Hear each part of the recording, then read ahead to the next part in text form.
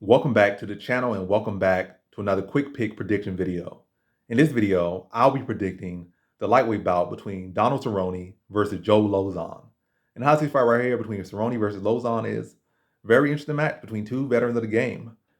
I'm going with Cerrone here though. I feel like I say, some people are saying Lauzon's fresher, he's this and that. But I don't think Lauzon has ever been a very great striker necessarily. He has had his moments, like where he had to go fights, but he never been a guy that necessarily comes on and does that crazy first round rush and rushes anybody.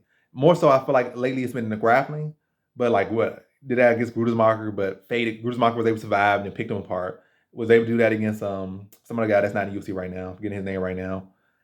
And the guy was able to rally, pick him apart. And then first round against Jonathan Pierce, who was looking very good. That win's holding up very well from his last fight. Was a win. Was able to just maul Jonathan Pierce in the first round. But again, it was a fight that didn't go out the first round. So I don't even know at this point, like how to really. Yeah, I don't really know at this point.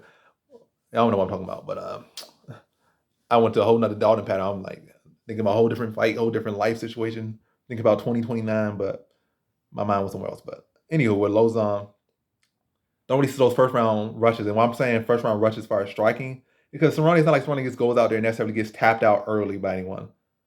Cerrone has solid takedown defense, has solid jiu-jitsu. It's more so the striking rushes. It's not like Lauzon even has super crazy power. I mean, he had knocked out Diego Sanchez, but Diego Sanchez don't move his head. At that point, it was I don't know. Diego Sanchez kind of goes like this, like he'll be losing to these people. Now I know where he's giving Kevin Lee a good fight. Now like the man's like weird, but Diego Sanchez is a person, and his career, just a weird person. Go out there and lose, get sparked by Joe Lauzon, and go out there beat Jim Miller. I don't know. With these veterans, there's a lot of stuff to quantify, but I just feel like Cerrone has fought better competition. Even look at the people that he lost to. Every single guy would do the same thing, if not worse, to Lauzon.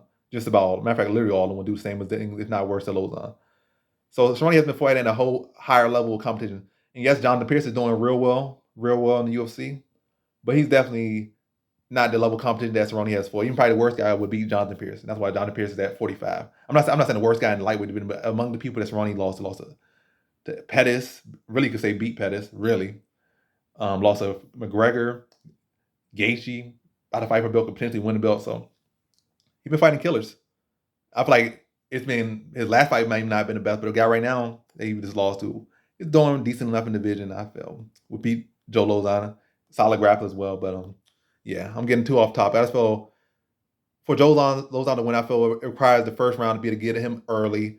But once Cerrone starts to settle in the fight, Cerrone I feel is going to turn it up, and like that's his moment. Like I feel like Joe Lauzon's best moment is in the first round, and I'm not saying that not to get a submission, maybe to hurt him and then get him into a submission.